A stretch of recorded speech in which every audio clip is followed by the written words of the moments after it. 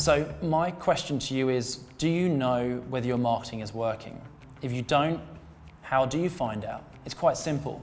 You take the cost that you invest in marketing. What is your investment?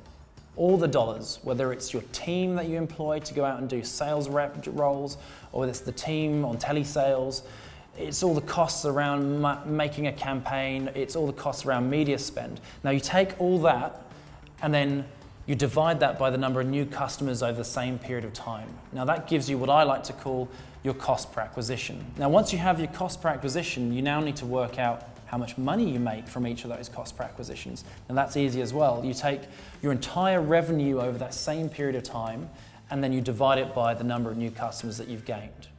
Now, once you do that, you then have your customer value over that same period of time.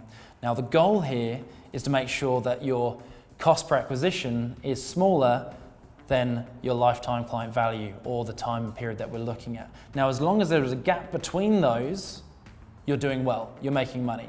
So in summary, you need to understand your cost per acquisition and the value, the profit per customer over a period of time. Now, as long as there's a gap, you're making money. Now, the problem is a lot of businesses don't take that approach and they just spend money and hope for the best. And what they don't do is they don't then measure where that comes from.